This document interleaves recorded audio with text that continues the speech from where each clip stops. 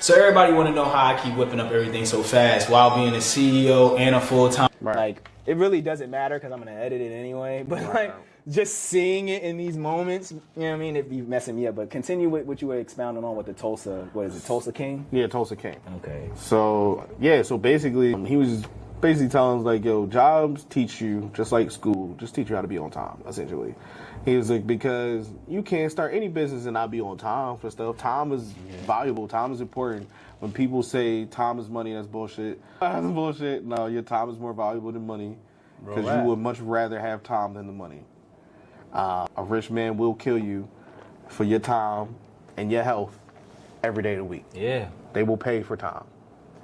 But you think prostitutes are. Right. You think prostitutes are. You're paying for time. That's such a real sentiment. It's like, I wanted you to start right there, you know what I mean, with this interview that we doing, this conversation, because it's like, I'm going through a phase as an artist where I've been deciding between being, and I've already made the decision, but it helped me identify with it and be self-aware in that effort where it's like, do I want to be king of something or do I want to be wealthy and rich from the things that I do? And I've always been about my bag, right? I've always been in the pursuit of creating more black creative entrepreneurs, executives, owners, allowing them to be consistently authentic, allowing them to build their followings on social media, get to a bag, provided their community. Like, all of that comes from me knowing that there has to be a provision, some kind of like fiscal provision for that.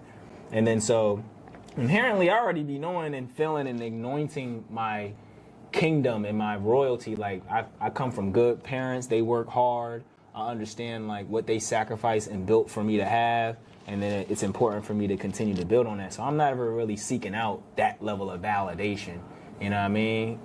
So I love that show you brought up with Tulsa King, because he talked about just the principles of anything you do, whether you go to work or whether you want to be an artist, or you go to college, or you selling drugs. You see what I'm saying? I mean, it's all business related when you think about it. If you want to make money, it's all about business. It's all about showing up. Just like school, especially when you was in college, for anybody that's ever been in college before, they give you a grade for attendance. Like, I knew people... You literally get a grade for attendance, wow. Man. And it was people that failed out of college because they ain't like going to class, they just want to take the test and then go back to their dorm. And that's probably where it shows up, is in the amount of time. Wow. Yeah, the amount of time spent. I never made that correlation. Because one of my best friends, that was his problem. Because that was his problem when we were in high school. Like, it wasn't attendance. He ain't like doing homework. He ain't like going home and doing work. That was dumb.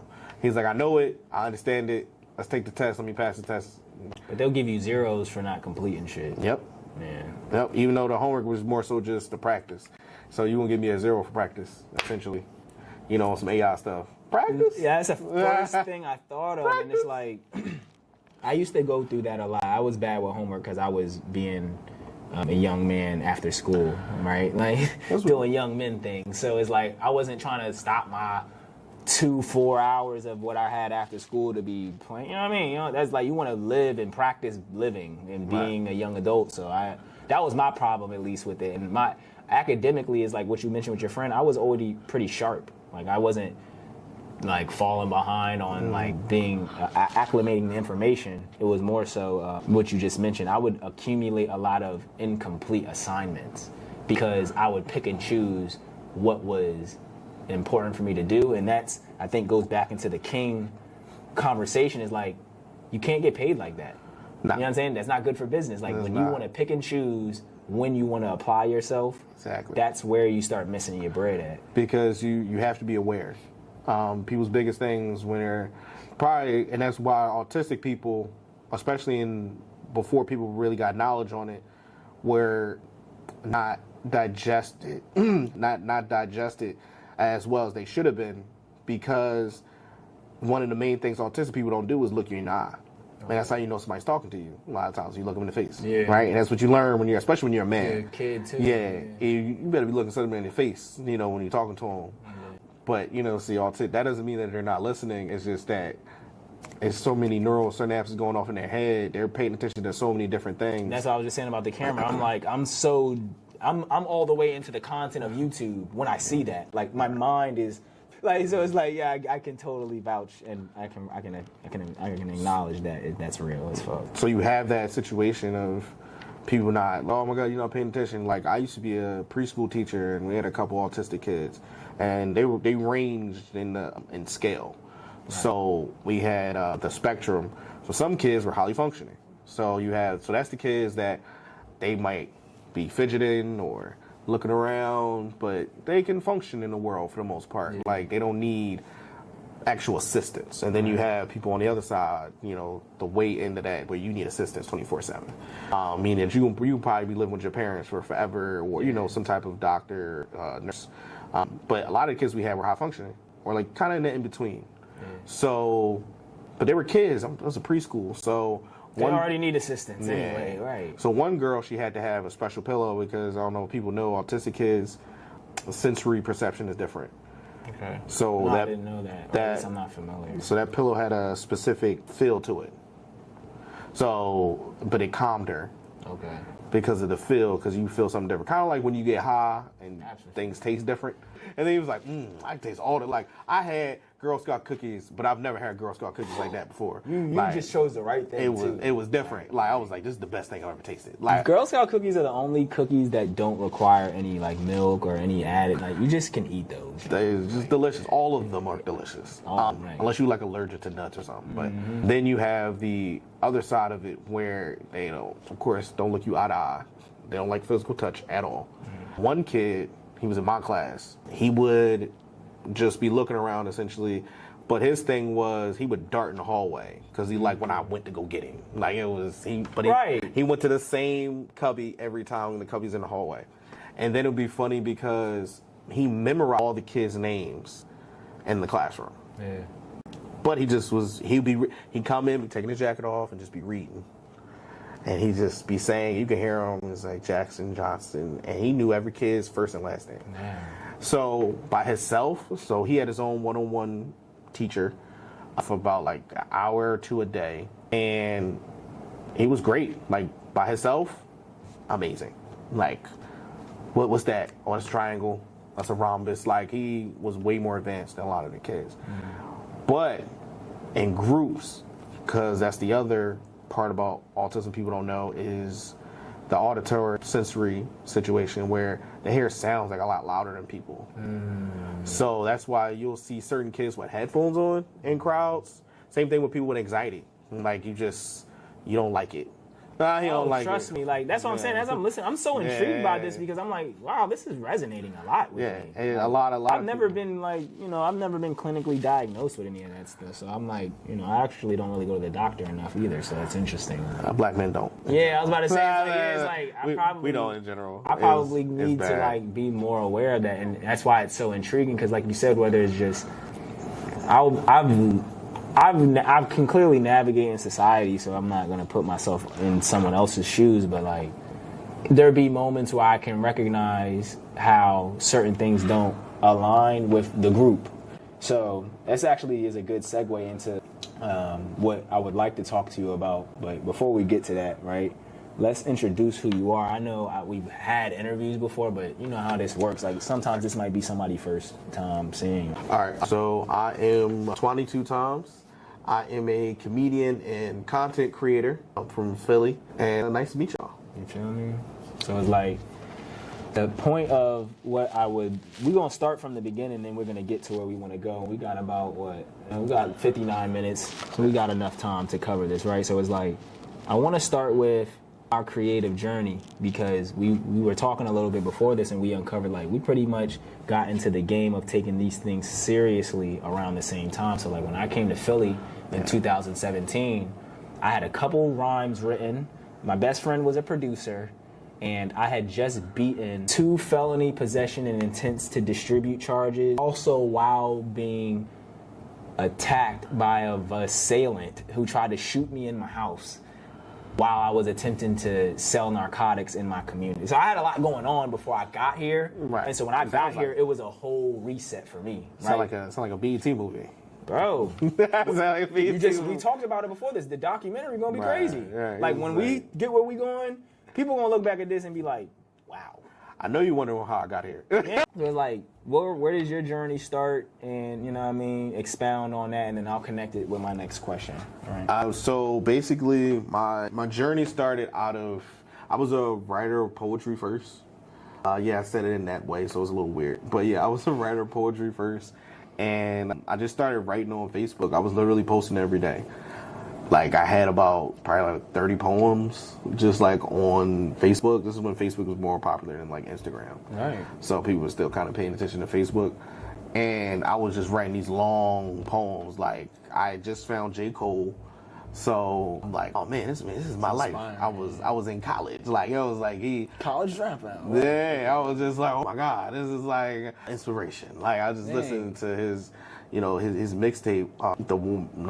It's not the warm. What's the one before the warm up? I called it College Dropout. Y'all looking at me. Somebody heard that and said, who is Bull? Yeah, it's College Dropout. Warm up.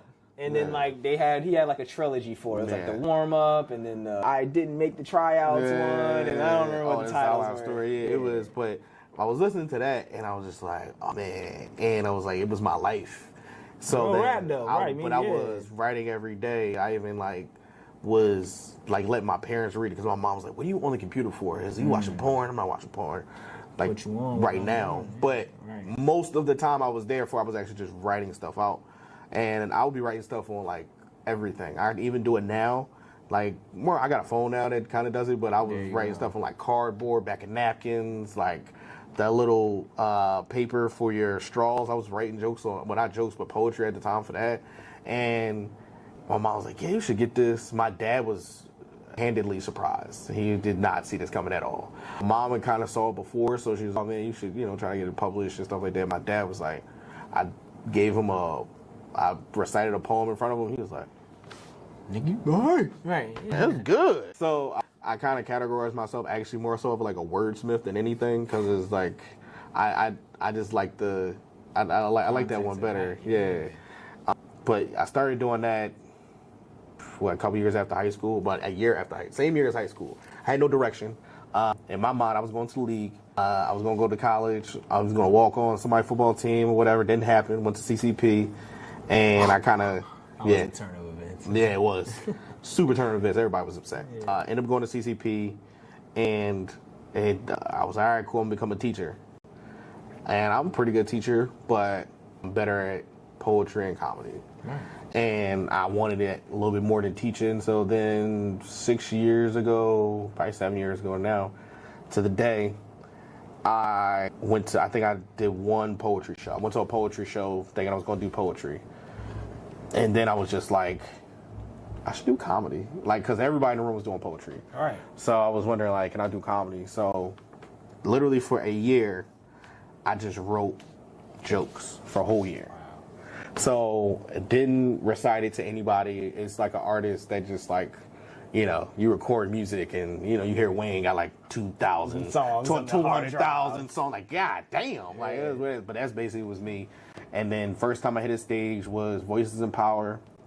That's a good one off, right? Like, that's an amazing place. Shouts out to Lewis, you feel me? Like, so yeah, like we left off with, like, you had your first experience at Voices in Power, and then you started talking more about the time you were investing in your craft before, like, you just got into doing stages. You know what I mean? And then you kicked me that joke before the joint cut off. Yeah, so I started writing basically just one-liners, because I was like, oh, why not just start writing one-liners? Mainly, so for the simple fact, people only give you but so much time.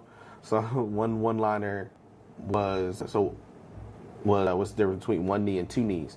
Now, what's important about that joke is... I was about to say, you still got to expound on it, because even though it hit me, I didn't get it, though, right? So the great thing about that is, so the difference between one knee and two knees is an apology, right? Mm-hmm. So when you think about it, one knee usually means... Proposing. In a sense of, yes, baby, I love you, I appreciate you, I'm glad to have you in my life. And then two knees usually means, yes, baby, I love you, I know I fucked up, can you please forgive me? So one knee and two knees. Yeah. But that's joke writing, and it's like a... Oh my gosh, that's damn near like genius level, because it's original, right? It's like, that's why I like it. Yeah. But what makes it cool about that joke is, when you're a comedian, and I don't know how many people actually do it, you want to be able to flip that joke into anything I want to flip it into. Okay. So that one knee versus two knees can turn anything. I can make that joke dirty, like that. The one knee versus two knees is clean. Like the apology one is clean. But you just said it. You could flip it. I can flip it to something disgusting. I can flip it to what's the difference between one knee and two knees, and I'm like positioning. Like, yeah. So You're just reading the crowds or something. Yeah. No, it just depends on what room you're in. And it's funny, but at the same time, it's, then you got to act it out. It's like comedy is really difficult in the sense of sometimes you need to paint a vivid picture even without like actual like pictures and stuff, Man, you're helping me understand how much of an art form this shit is, though. Right? Because it's really like hard, bro. I just perceived it just like anyone else. Was like, niggas is telling jokes, you naturally are funny. But as you're telling it, it's like, wow, you can see it in the Bernie Macs, and you can see it in the, like we talked a little bit about Dave Chappelle or the Eddie Murphys. It's like, nah, like it's their facial expressions, it's the euphemisms, it's the outfits, it's the way their manner, like their body movements and language. It's all that stuff. But the crowds are different too. So white crowds will let you rock out. White crowds are what do you call it? They call it main stages, main rooms, and stuff like that. They'll let you rock out because they love comedy. Like they love comedy. Like they want to hear the joke and be like, oh, and have that moment that you just had. But black crowds don't care. So when that's quote unquote the chilling circuit, they don't want to hear none of that. They didn't pay $25. They make me laugh. I had a hard day at work. Yeah. I need these jokes fast and quick. You ain't talking about fucking, you need to be talking about fucking, because that's what I want to be doing. Right. Like, ain't no... I want you to relieve me. Yeah. I want relief from this. So, black crowd... Not me. Playing devil's advocate. Yeah. God. But that's the thing. Like, I've done shows where it has been crickets. Like, oh, I'm not feeling this at all. But then... It wasn't that I wasn't funny. I got off stage, and then a bunch of people was like, "Oh man, you were hilarious." They admired what you did, right? And it was like, I'm like, "Why didn't you laugh?" It was like, "Oh, what is it?" And, all different types of stuff. So I performed in different places. I performed in front of hot people. I performed in front of old people, food vendors. I've done Juneteenth events. I've done charity events. You said pop up at a music event, hop on the stage, tell some jokes, right? I tell some jokes. I was like, somebody's doing an event, and I'm just there to support. And they were like, "You want to tell some jokes?" You got time? I give you a quick $5. I give you a quick $5, But yeah, man. I mean, the art form of comedy is. I explain it to people because shout out to TuRae and Keith from Out the Block for doing their classes, their comedy class that they do every couple months, if I'm not mistaken. So they do Philadelphia Comedy College. Definitely, if you're a budding comedian, go check them out. Like, because they give you a bunch of the game. TuRae is from Philly, both are from Philly, and they both been in the game forever. You got Keith from Out the Block, who's with Urban Expression for the people that remember that. Yeah. And then you got TuRae, who he's done shows with everybody and everywhere. So, you can't do nothing but pick up game from him. He's been on Def Jam. He's been on Bad Boys of Comedy. He's been on all that. Like, Wow, you talking about that boy from like Wildin' Out? No. Oh. Nah, see. But he's a Philly legend, and he's respected in the comedy community. So, and he's no slouch. He's a beast. So you just put me on with what my next point of it was like, we talked a little bit about when we started, and then how like some of the vibes transition, right? So you talked about different crowds. And I was talking about, like, when I first got here, I fell in love with Philadelphia open mics because it was like I was stepping into a whole world of creatives, and there was like this camaraderie and this support and this upliftment. And then I watched it I observed it, not from my own experiences, because we talked about it earlier. Like, I'm a businessman, so I'm gonna make sure that my priority of anything that I do create at some point has a financial or like fiscal return, and that's what I'm satisfied with.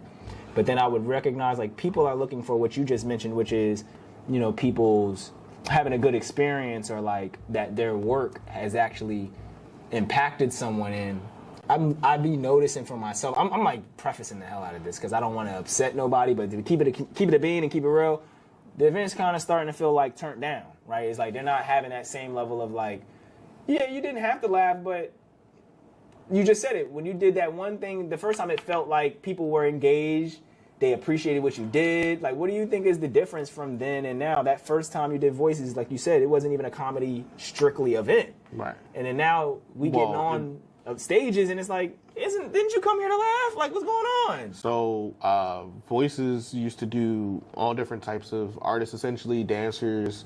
The only thing they didn't do was they didn't play your music, so you had to do it a cappella. Okay.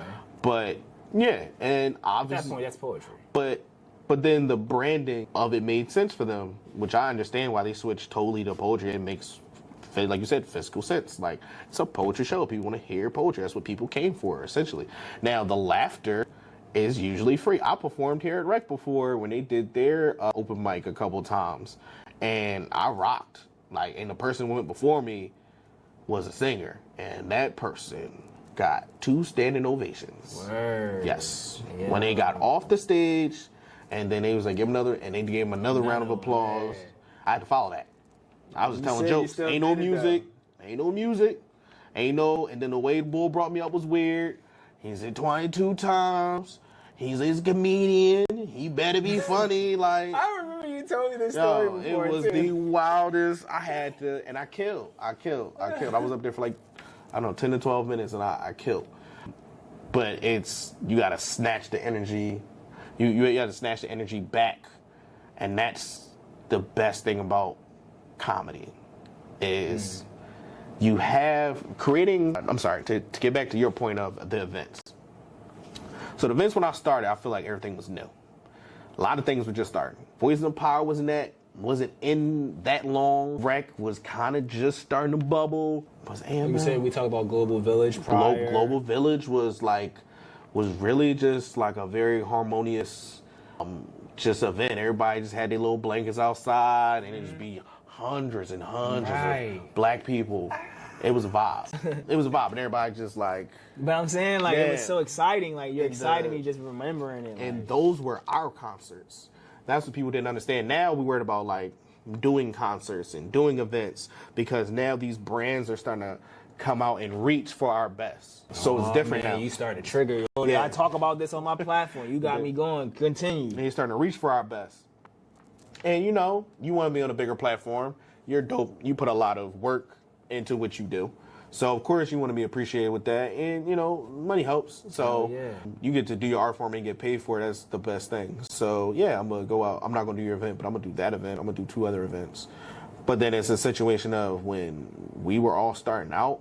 When you came, when I started, not the comedy, but the art in Philly was just starting to change. The Laugh House had just closed. Yeah, Laugh House just closed like a couple years ago. So, now you got to find somewhere to do comedy. Poetry-wise, I think Just Words had just closed. Yeah. So that was a huge, shift. They left a huge void. So it was just one of those things, and a lot of people don't know the artists that came out of Just Words. They all full-time artists now. Good majority of them people. A lot of them people that used to go to Just Words, either you're still building, but you're like middle tier, or I get paid for my art now. Rec had coined this term that I heard for the first time. Maybe they got it from somewhere else. They said middle class artists, right? Where you can go out and get paid like middle class people in America. Like you said before we started the teacher salary from the artist's career. It's tears to this shit. Yeah. It's tears to this shit like any other art form. Like you, for example, I mean, think of a big, like you think of somebody like Chill Moody, right? Yes, sir. Shouts out to the So Chill Moody isn't the biggest artist, but Chill Moody will be on the Roots Picnic. He can leverage his own products. Yes. Yeah, I see what you're saying. He got his own Reeboks. Like, it's, you know, so he got his own beer. You feel me? You know, so he may not be like a household name, but. Not Black Thought. Yeah, but Chill Moody is fine. Chill Moody is fine. So. You said there's always that room to continue to grow. Or you think of somebody like, from poetry side, you think of somebody like Maui. And I just think I seen her when I went to go see 19 Keys. Was she on that lineup, or are you familiar? I think how's her name spelled? Maui. Yep. She opened up for the high level conversation. Shouts out to her too. I'm gonna tag her in these. So you look at somebody like Maui, who, you know, started out probably like a Just Words, and is now now she going on tour. Oh, when I seen her on the tour, I'm like, Who's this lady? I've never seen her before. 300,000 followers, big content. I'm talking about like, and then even the lane she speaks to about relationships. I'm like, where is this lady? Like, so it's like you just said, like she goes on tour and she brings people with her on tour. All the poets on tour with her. Poetry tour. You ain't never heard that before. Like, people love poetry. Come on. People love poetry. But I loved your answer though, because like you said, the shit was new. Yeah, it was new. It was amazing. Like, so it was all fresh to us. Like, we just creating. Wow, I came at a good time then. That's what that sounds like. You came at a great time. You came at a great time because before it was just scattered, and then that's when it started to organize a little bit. Yeah. So it was like, yo, you here, and it was weird because it was almost like, as anybody's ever seen The Warriors, it was kind of like everybody was part of their own little, not cliques, but groups. Like, damn, these core people are with Rec. And then these core people, like, this is Global Village people. These are the people you need to talk to. Yeah. Like, you need to do something with them. This is who you talk to. This is who you talk to with Rec. And then in between that time, AMF showed up. So, and then you showed up. So, right. It's like it's filling in. You're adding to my next question. So it was a nice little diamond of like, yo, you can do all these different shows if you want to. Like, you just got to reach out. Like, but they all be packed. And be like 200-300 people. Like, God damn. And they threw the best parties. Like, you got some of the best poetry. And it was just safe with nobody fighting. And also, I want to bring out about a time of which they were talking about violence in Philly and no one was promoting, like, on the national circuit, like what we were doing in the underground and what we were building. Yeah. So all the people that came to all these events, you ain't never heard about nobody getting shot. Nope. With no fights. I don't know about the other thing. Yeah. No fights. But you didn't hear about these things because it wasn't about that. It was about the art. Like, perfect example being The Farm. Man, we had that dome rocking like a concert. Like, it was a concert, and it's like back to back. There's an event and then another event. We in the middle of the hood. Yo, right. We was in the smack dab in the middle of the hood. Somebody got shot around the corner, but we party. Yeah. Just, it was a full concert. The farm. Yep. We had a farm. You just said it, right? Like we had a farm. One farm. Gosh, you got me so excited talking about this because it's like, and then it's like, I'm feeling so good about this conversation because you see it from that perspective that I see it from, where it's like, it's a good thing to do, but then there's that business element to it that was so like invigorating and motivating, that was like, yo, I'm actually creating a career now. Like, this feels like I'm getting something that's actually gonna make me professionally stable. That's where it got weird. That's why I started. That's why I did this right. That's where it started going left. That's where it got weird. People money started looking funny. And you mentioned something very key. Some of our brightest and best got pulled out. So then it requires. I tell this story about how, right, I love meeting people who have the careers of creatives, right? So it's like, you're a creative and you get paid that $500 for a video shoot, right? And you're like, well, this is great. Like, I was just going to work at I wasn't getting this. And so then, but then you don't realize editing, the hours that you got to go into it, the shoot itself, transportation, feeding yourself. So that 500 really turns into the same thing you was getting at work anyway. So then you move to, okay, I've done $5,500 video shoots, right? I made $25,000 from doing this. I should have just got a job, right? Because I could have gotten a job shooting camera, or like you said, worked with a larger company, independent contractor. They would have just gave me the $50 or $60 or $80, $100,000 to do what I just did freelancing, right? Probably less. Right. You could probably do 5 good projects, get paid the same amount. It's the quantity versus quality conversation people always have. So, sidebar, what's the name of that DJ? You remember before every Meek Mill song? What's the name of that guy? Wow. He signed to Rock Nation. He produces a bunch of stuff for Rock Nation now. Make sure y'all get us in the comments, man. Yeah, because I can't remember his name, but we grew up on that guy's music. We all the same age. Like, I went to a party, like, you weren't living here at the time, but we had parties.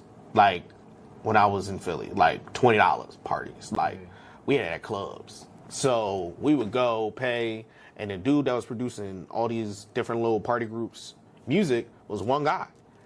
and he ends up being one of the main producers in a lot of Meek Mill stuff. And now he's signed him with the whole nine. But once again, it goes back to what you're saying is that's kind of people's purpose. And the hard thing about getting what you want is then what are you going to do with it once you get it? So you just got to the next part of my analogy, which is you get the career in what you want. Let's say it's the same videography thing, right? So now you show up for Wells Fargo, the Eagles, Pepsi, $80K, right? You do that for 3 years. You like, well, now my aesthetic, my brand, my textures are associated with y'all stuff. When people see it, they're looking for my signatures now, right? I'm stamped into your company. And so what happens is you're like, well, I need a raise, right? Intellectually, I've added, the property that you have here, I've added value intellectually, right? Whether it's, I added maybe some Philadelphia swag to it from the trenches. Y'all need to connect with a larger black millennial demographic, whatever it is, right? You filled that up and you helped build that company. So you're like, give me a raise. You can maybe get one raise, you get 2 raises. Now you the $130,000 graphic designer. They're like, well, look, nigga, we about to slash you in half, pay 2 people $60K now.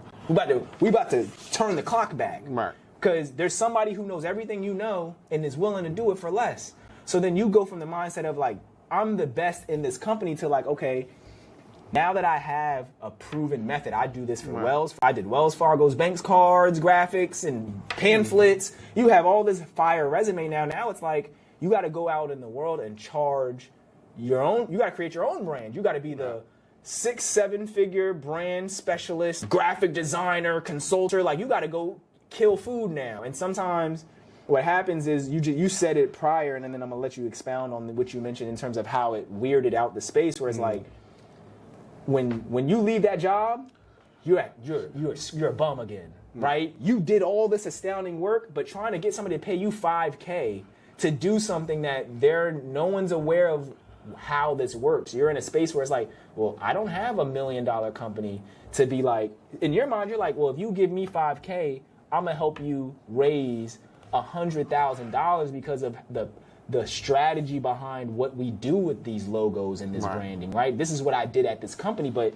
you own a barbershop. You're not thinking like this. You're like, I'm not paying this guy $5,000 for no brand consultation logo package. I'm not paying this. When it really could have helped you a lot, but you don't see it that way. So it's like, I can understand how you end up just staying in the industry, because if you try your own practice, you're now competing with Pepsi. You're not competing with Wells Fargo. You're competing with the Eagles. I mean, so when you think about that, you think of something perfect example being Rec Philly now, right? Is like the place. So who just gave a lot of money to Rec Philly? Diddy. Why? Because he's like, and this is you know, I'm not here to like give my own opinions as if they're facts, but I would imagine he's seen a good message and mission behind the brand, but then above that was he's seen a secure way to get back on an investment. Like, I could invest in this. They're a solid group of people and individuals. I'm gonna get my money back. It's a good investment. But also, when you look at Diddy, look at his career, he all just attaches itself to the hottest thing, the next biggest thing. You're right. Yep. Rec Philly's the next biggest thing. And Diddy can see what's the next biggest thing that he's in the world, right? Yeah. Like, what does this have that I'm not? Yep, you're right. So that's half the reason why, is majority of the reason why he invested. So when you think about it, you can build your own brand off that. To expound upon what I was talking about with the money getting funny and financial stuff, a lot of people early on, especially because I was the only comedian showing up to a lot of these poetry. You still are. Yeah, pretty much. But I show up because of a reason, even though I'll pay in the whole nine, it don't matter, because I know the crowd is real. I know I'm getting good workout, and these are good connections with people. And people always hit me up after the fact. Somebody just hit me up recently that I met at an event years ago, and she see my stuff up in the whole nine, and she's just still doing comedy. And she's like, "Oh, you want to open up for me?" I was like, "Oh, sure, yeah."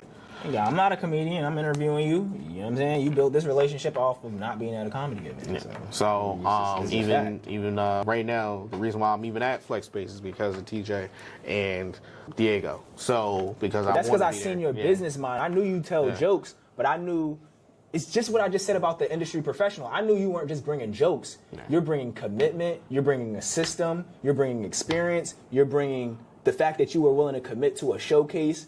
Weekly, and like I knew I wasn't just bringing a comedian to him, right? I'm bringing a package of an individual who can execute at a high level. So a lot of people, and it's funny because before we actually talked, it was a lot of people was hitting me up, yo, can you do this, that, and third? And I'll be telling people it'd be the money, but it wasn't really the money. It was really the, what you talking about, the commitment and people's plans for stuff. And I'll be hearing people's plans, be like, that ain't gonna work. it ain't gonna work. And I don't want to be a part of it because it ain't gonna work. And then I was gonna put my name next to it. And then it's like, man, Bruce Fix. I'm like, nah. Because, you know, I'm a friendly guy. I know a lot of people. I get business cards all the time. I talk to a lot of people, and I take people's numbers down. I take people's social media down, try to interact with as many followers as humanly possible on my page, and just try to see what they doing. So it was, oh man, you doing this? And then I show up to the event, and then we rap. And then it'd be like, a lot of people hit me up. You've done it. A couple other artists have done it. And be like, yo, you got a photographer for me? You got a videographer for me? You got somebody who got a space? I'm like, I know, I got all this. I got you. I mean, DM you. So many times people ask me that. So, and I just send people stuff, and they're like, oh, thank you. I'm like, no, it's no problem. Like, that's what networking is. Like, that's all it is. Is I have something that you may need, and then you might have something that I may need. So it's just, you know, putting it out there, and then that's what social media is about. Essentially, is connecting the world. Networking, right? Yeah. I think that's what they were calling it at first. But something happened. The media side took over, right? Took more of a presence, yeah. And it's less of networking, which is dumb because that's how you see all the people. Like now, I just hit 2,000 followers like a week ago, 2 weeks ago. So that was cool because I'm actually like dedicating myself. And I never really paid attention to my Facebook followers. I almost got 1,000 followers on that. Facebook followers it's a vibe. Don't sleep on them Facebook like pages and the followers that come with that. That should be. So, and it's one of those things, you create more content on that. And like, I'm starting to record every fucking thing I do now, even though I don't like doing it because I don't like people knowing what I'm doing. Rich versus king, right? You just decided like, look, this shit bigger than me. Yeah. Right? It's like, I don't want to do this, but I know it comes with it if I do it though, right? And it's fun, so people get to see the whole side of you. So you know, when's the last time you saw me? I pulled up to Flex to like pick up something on a jokes and quotes night, so it might have been like maybe a month or two ago. Yeah. I didn't even have his hair. So I didn't have his hair. So the lock journey didn't even start until maybe like a month ago. So it's crazy how much things change, the pace of it. So I think business-wise, people just need to learn how to just change with the times, and you need to be able to really be flexible. Like that's the hardest thing. Get your emotions out of it. Wow. And I think people will be like, well, this is my hard cap. I was like, why? This is not the NBA. It's not the NFL. We ain't got no cap. Like, no, that's a real. Like, and like for real, you can work whatever you want to work out of it, as long as you want to put the time into it. If I wanted to tell any artist anything, I would tell them, want to do stuff. Like, believe in things. Like, that's how things are made. That's how Pixar is made. That's how Disney is made. That's how Amazon is made. Somebody believed in that shit. So it was like, and then somebody else might have believed in it. Yeah, you get other people to believe in it, right? Yeah. And then they support you because they believe in you. Fuck the product. They believe in you as a person. So also just be better people, man. I mean, be more patient. I don't know if you need to do more therapy or whatever, but that helps in business too. Yeah, real shit. So, I think people don't really think of the emotional business. Mental toll that shit take, man. This shit fucking with you, trust me. And I seen this on social media the other day, and I love it now. Didn't nobody have it as a metric before, but the emotional intelligence you have, so important in business. Being able to control yourself. I work with a lot of people I don't like. I'd be like, yo, there'd be a lot of good-looking women in the world. You got to be emotionally intelligent to be like, no, it's not the time, right? Like I was telling you earlier, like, I'm not gonna misprint, but I was telling you earlier with the John. But I gotta be professional because it was about my company and putting our services out there. Right. So and getting my people paid, which did happen, and then we got to do more stuff together. Yeah. So, but if I would have went off of I went off my first instinct as a man. That'd have been stupid. But it's definitely emotional intelligence is it's so hard just to keep your composure under all those circumstances when it involves not only your art but your business. And patience, huge thing that people need to understand that you need to have at all times. Like, I know people that don't like waiting in line. I've seen they're not coming if they. That's funny. If you are a person that be waiting, like and you in a conversation and can't wait to jump in, don't be an artist. Don't be an artist, because if you don't have the patience to wait the couple seconds to hear what somebody says to you, and then take it in, and then have an answer back, you ain't gonna grow. Because that's how conversations work. You ain't never gonna grow. I don't care how talented you are. Yeah, exactly. Because I think people think that Prince didn't hold no conversations or something. I don't know. Which is the opposite. He's right. He's so charismatic. He's much more of a person he's like such a person, man. He chose to have certain conversations with the people that he found interesting. But I think it's like the only reason I mention this because his persona is so mysterious. Yeah. People associate his persona in the music and on the albums and Purple Rain and the androgyny. They're like, well, that's got to be how he is in real life. But he spoke the way, like recently, I was at a conference and we were all talking, and the one lady, she was an older lady, and we had to basically create ideas, and she just put ideas on the board because that was our job at the time. And then somebody was like, "Well, you got to explain it," and you can see people getting frustrated, and I started laughing like. I was like, yo, I don't know why y'all getting mad. Like, just talk to her, yo. I'm like, just have a conversation with her. She's like, not gonna drill you. Like, there's no wrong. It's like even if there's a wrong answer, she's here to help you. Because of who she is, I had the emotional intelligence to understand who she is as a person and how to talk to her. So I understand some people would be like, no, you need to explain. I'm like, nah, just okay. All right. So what do you mean by that? Okay. Or when you start talking for somebody, they'll eventually be like, for example, if you're trying to get me to understand something, right? Whatever it is. I don't know, camera. You have those situations like that where she had an idea written on the board, and then she was like, well, this is what this is. And it was like, what do you mean? And she was like, it's exactly the way it says on the board. I don't know how else I need to say it to you. So you can see in people's faces start getting, it was like, that's not the correct, you asked the wrong questions.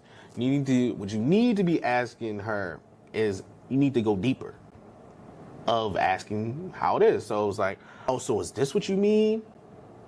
And then she'll respond in kind. Oh, okay, no, this is what I mean. Okay.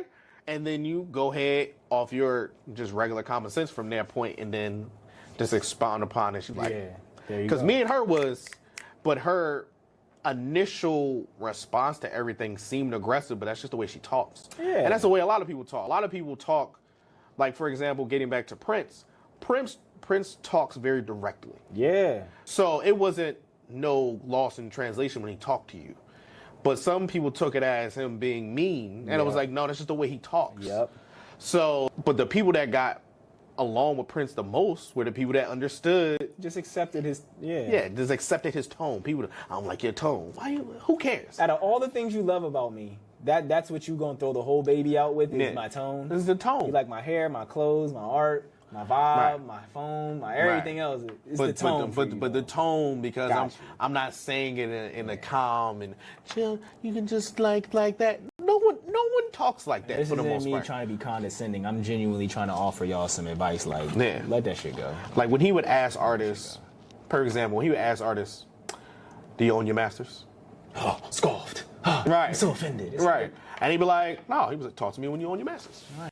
Because we don't have nothing to talk about until then. Because right now, you gotta get me roped into some shit. If you put me on his side, you gonna get me roped into some shit. Yeah, he was like, nah, don't nobody own my music. Yeah, it was like, don't nobody own my intellectual property.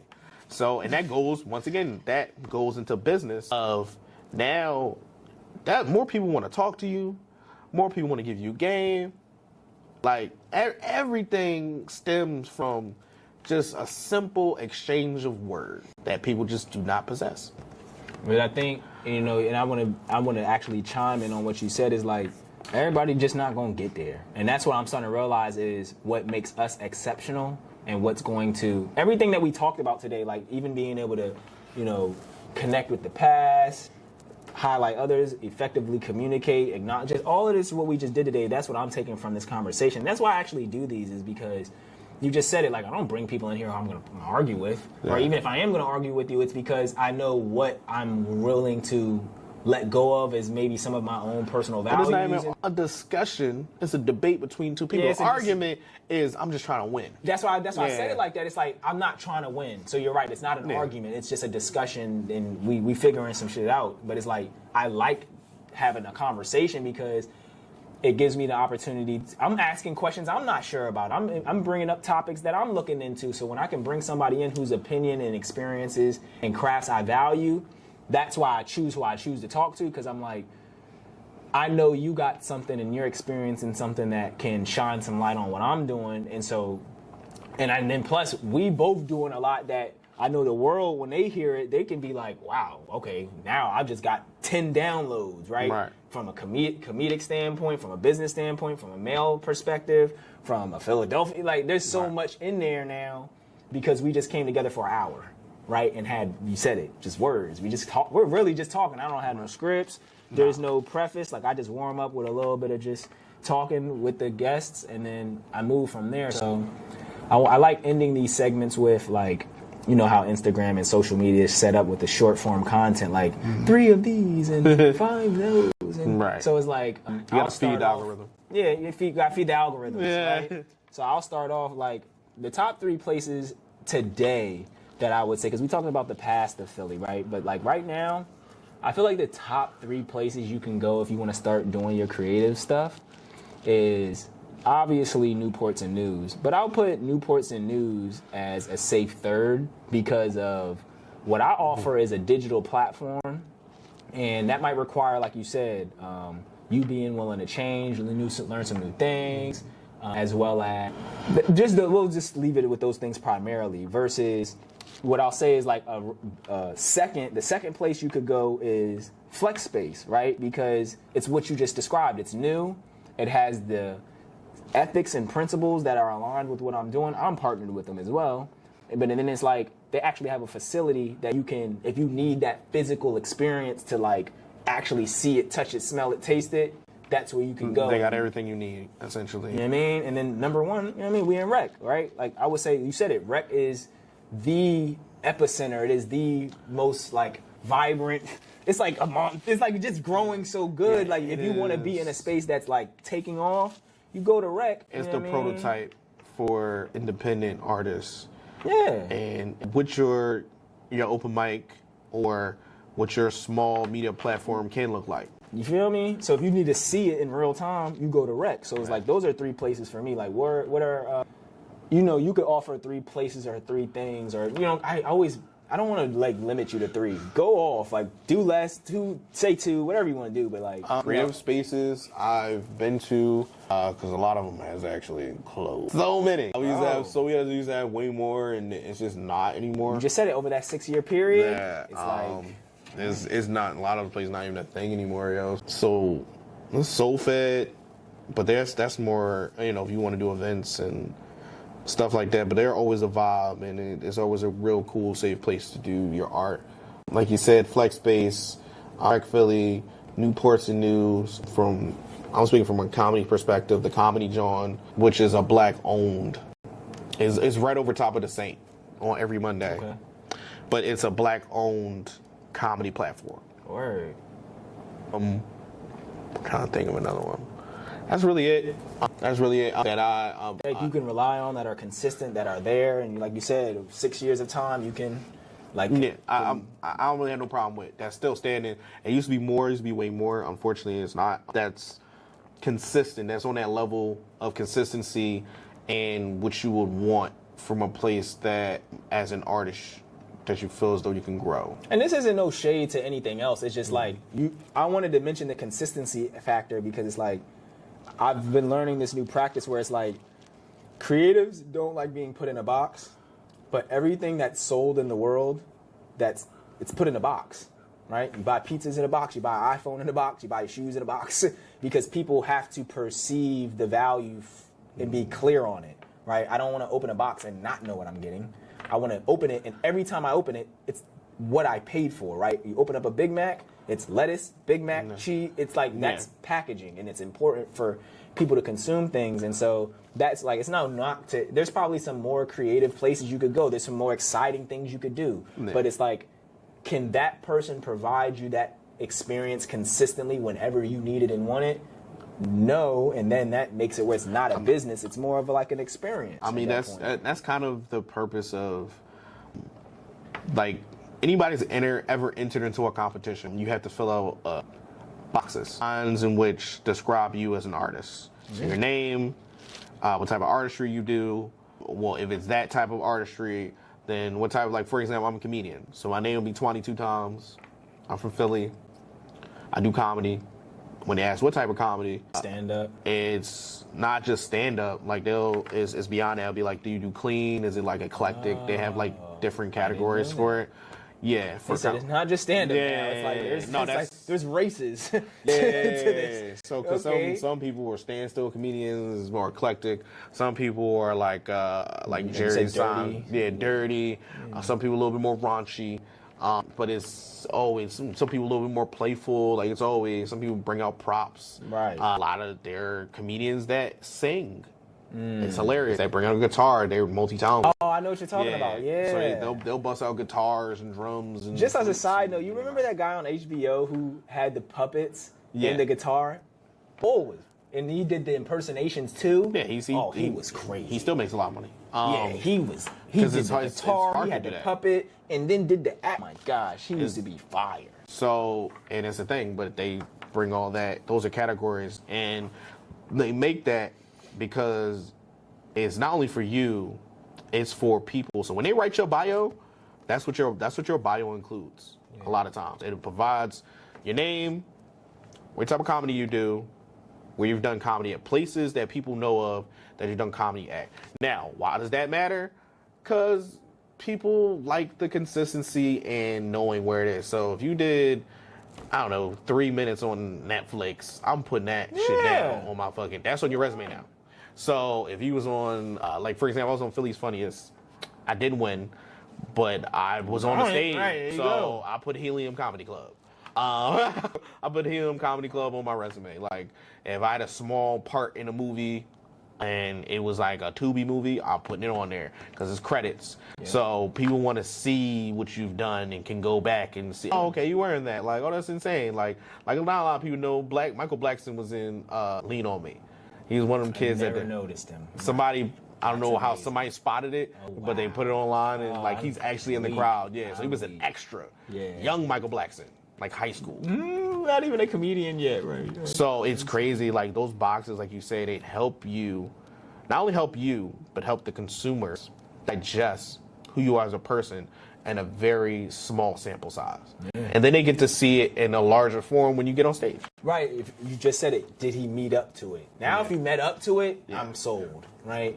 So I'm gonna end like with one last question, and then I like to do like a close up at the end of all of my episodes, so I'm gonna let you take us out of here. But my last question is, right, you know, you talked about the artistry of comedy, you talked about being a content creator. Like, as I'm hearing you talk, I've just gotten so much more excited on the idea of like Dave Chappelle, Eddie Murphy, Bruce Canada. Like, that's how I see this now, where it's like, you not just a comedian, you do comedy, but like, I've learned a lot about comedy from this experience, and it's like, well, yeah, man, you got so much more to offer, right? It's like, this is exciting to know, like, comedy's a vehicle, and then you have the business stuff you want to help people with. So what's the vision? Like, just let the people know what the vision is. You know what I mean? Because like you said, we're going to package it, and then one day they can look forward to receiving it in a box. So the vision is, for me personally, I have multiple visions, but for me personally, is to be a go-to writer for anybody doing anything.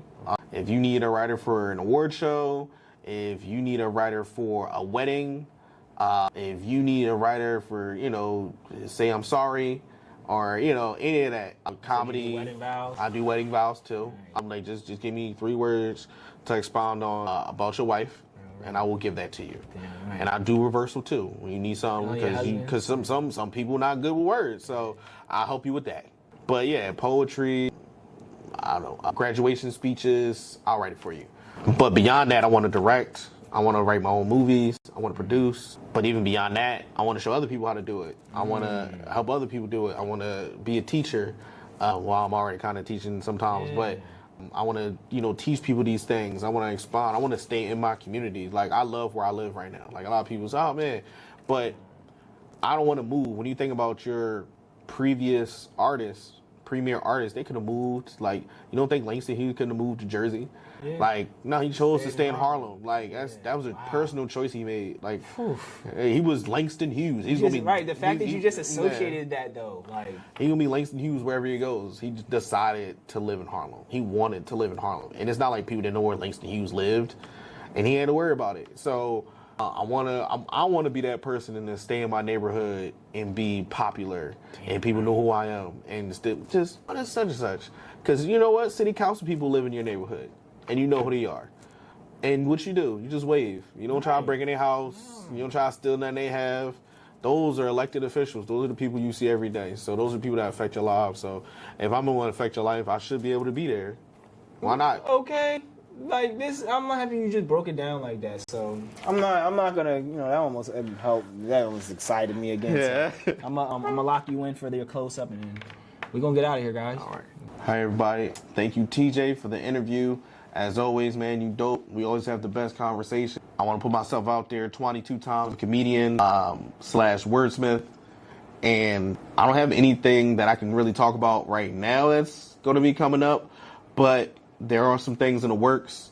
So if you want to find out more, you can follow me at 22 times on Instagram, on Twitter, and Bruce Canada on Facebook. 22 times is spelled TWA and NY, the number 2 and TIMES.